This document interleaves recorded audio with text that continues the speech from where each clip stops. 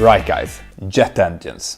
Jet engines are fascinating machines, right? They have made the aviation industry into what it is today. They enable us to make these fantastic transcontinental flights lasting close to 22 hours now.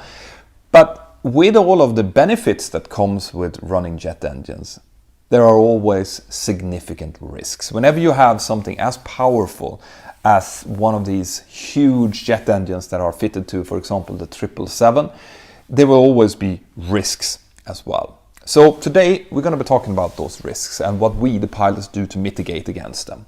So the jet engines, as you know by now, works by sucking in air from in front, compressing part of it, heating it up, shooting it up the back, and using the energy created by that motion to run an enormous fan in the front, which is then producing about 80 to 90% of the thrust. By doing that, the engines suck in air at takeoff thrust at the equivalent of about 1.5 tons per second. Now, to put that into perspective, 1.5 tons is about the equivalence of 53 UPS trucks in volume every second. All right? So that's an enormous amount of air that needs to go through the engine. As you might understand, that comes with significant risks to anyone who is close to that engine. So we in the cockpit, when we're about to start the jet engines, we need to let everyone around us know that something dangerous is about to happen.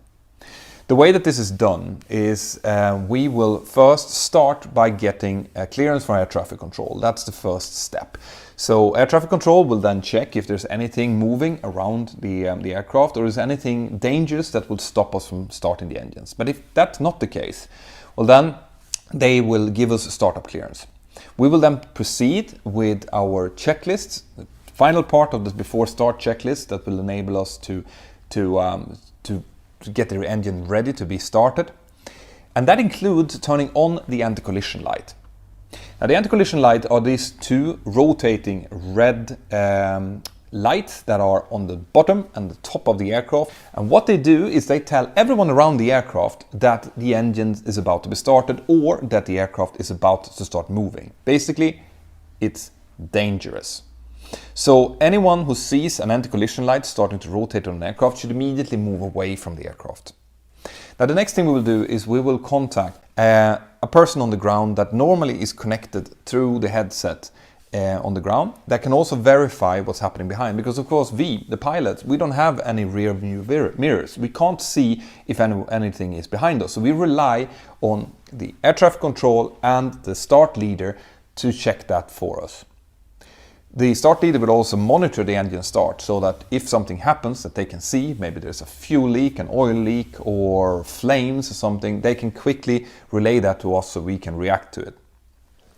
Now, when we've gotten the clearance to push back and start the engines and the start leader has said that they're ready as well, well then we will start the engine. And if you want to see a detailed view of how that looks from inside of the cockpit, well then I did a video about that a few years back, so you can check that out, the link up here. Now, the way the starter sequence works is that when we put the start switch to ground, what will happen is that we will take bleed air either from the APU, the auxiliary power unit in the back, or from an external bleed source, and that will start running the compressor stage, the N2 stage of the engine. Now when that starts running, it starts sucking in air, and as that sucks air through and past the fan, and it will start to actually turn the fan. When we have about 25% of N1, which is the fan speed, we will add fuel to it. Okay, the fuel will ignite and it will accelerate the process further. So it will run the N1 fan speed up to about 56-57%. That's where the starter stops and the engine stabilizes at around 60%. Now the hazard to ground personnel, it starts from the moment that the engine starts spinning. Right? When the engine starts passing about 20%, there's actually enough suction force in front of the engine to suck someone in and seriously harm them. When the pushback is finished, we will set the parking brake. we will verify that both engines have been stabilized, that there's no faulty engine indications. We'll talk to the start leader. The start leader will disconnect any pushback truck that might have been needed. They will disconnect the headset, and they will move away from the aircraft. And only when we see that they have moved away and that they hold up what we call a bypass pin, which is used to take away the hydraulic pressure from the nose wheel when they are being pushed back. When they do that, we know that we are now okay to start asking for taxi. Right? But these procedures are enforced in order to make sure that everyone is clear, that it's perfectly safe to start the engines, and that we don't start taxiing before everyone has moved out of the way. So how far in front do you need to be in order to run a risk to be sucked into the engine then? Well, if you have been boarding a 737 lately, using either the air stairs in the front or the mobile steps in the front, if you look out onto the body of the aircraft, you will see a red line just below to the right of the forward entry door. That red line indicates the start of the hazard area when the engine is running, and it's about 5 meters ahead of the engine. So this means that if the engine is running and you run in closer than that, you run a risk of being sucked into the engine. There's also a hazard area about 2 meters behind the engine cowling. And that is because when the engine is sucking in air, it's not only sucking the air from the front, it's actually sucking from slight behind as well, so from the edges. And this means that if you are within 2 meters but behind the engine, you might still be sucked into the engine. The problem with the suction is that it's very, very hard to notice until it's too late. It's very similar to if you're holding up a vacuum cleaner hose. If you try to hold a vacuum cleaner hose up and you move your hand towards the opening, you will not notice anything until you suddenly notice it, but then it's too late. It's exactly the same with a jet engine. So you won't feel anything. You might be at 4 meters, 3 meters, you might not feel anything. All of a sudden you do feel the suction, but then it's too late. You're already on your way into the engine. And if you get sucked into a jet engine on a commercial airliner, your chance of survival is very, very small. There has been numerous accidents where people have been sucked into jet engines. They're almost always fatal, right?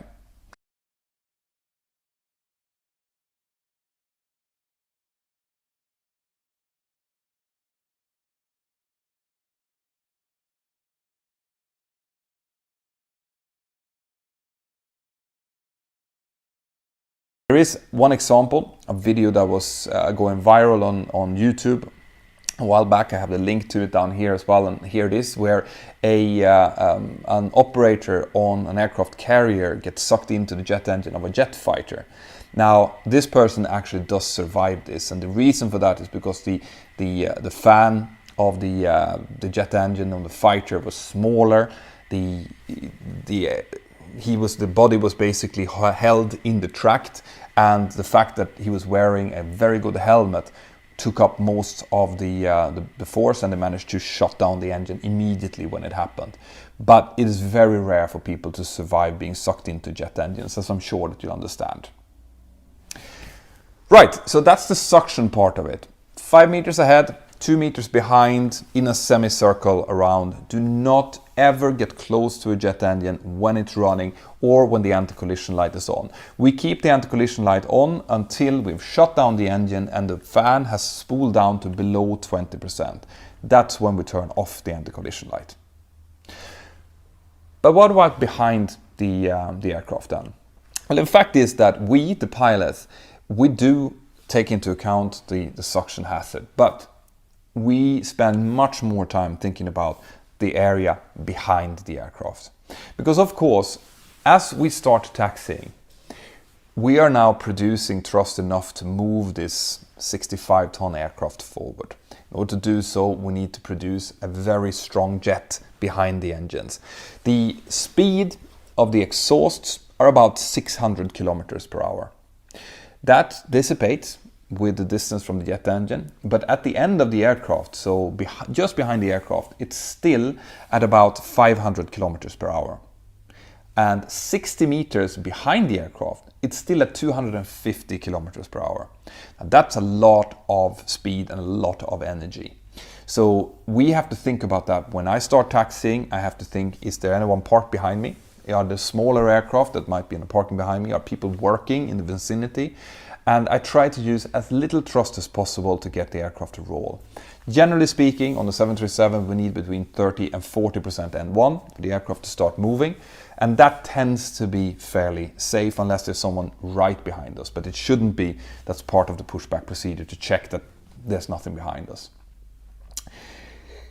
We still have to think about that as we're taxiing out. Because if we, for example, are standing at an intersection waiting and we have a Cessna or a smaller aircraft or a baggage truck or something that's taxiing behind us, when we add thrust to start moving, especially if it's a little bit of uphill, so we need a bit more thrust, we could actually blow those vehicles or those aircraft right out of the way. And that has happened. There has been fatal accidents where baggage trucks especially, or catering trucks, have just been flipped over and pushed away, either into other aircraft or just turned, and the people inside have gotten seriously injured or killed.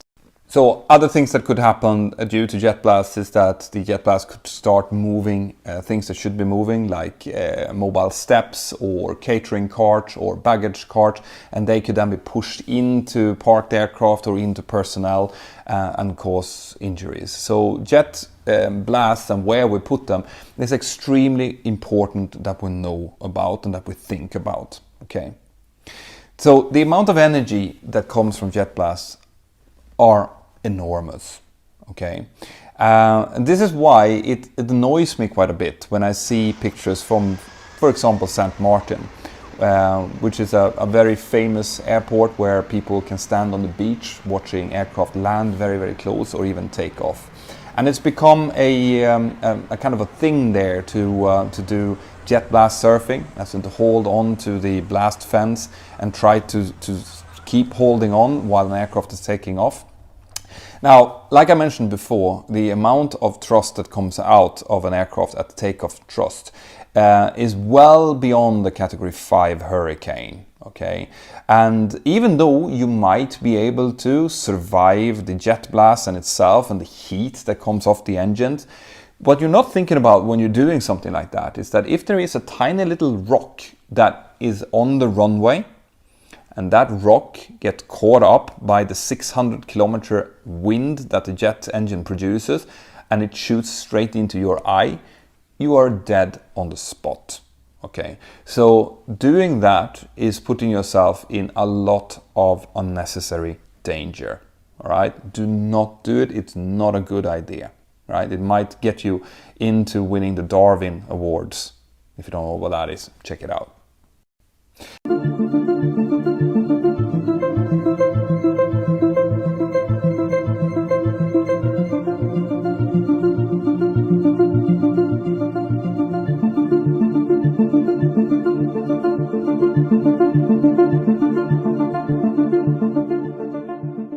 Just as cagey about landings, but this time he has a trump card.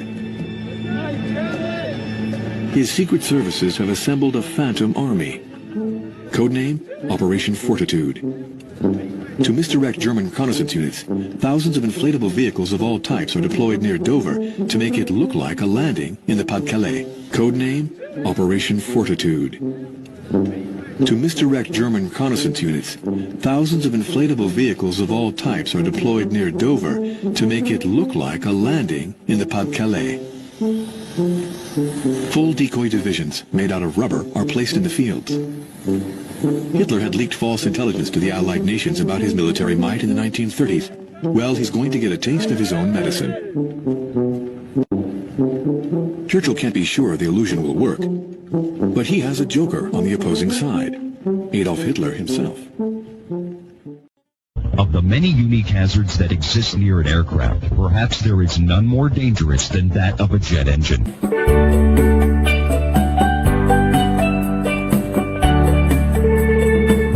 The danger exists on both ends. It sucks up what's in its path and blows away anything behind it. If it's powerful enough to throw a 435-ton airplane into the sky, imagine what it could do to you or anything else near it.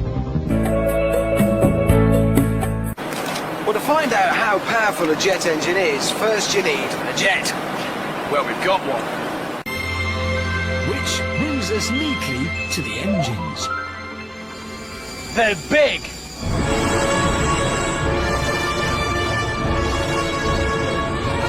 Our plan is to drive a car behind the 747. It's not as easy as you might think. It's too dangerous to drive them under here, behind the engines. They have to be well clear. In fact, they have to be way back here, past the tail, and then a bit more. That's a good 50 yards behind the engines.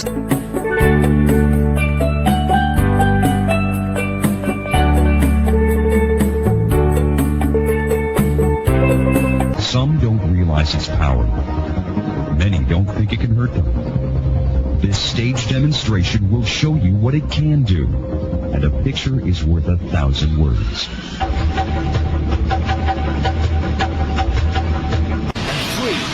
2, 1.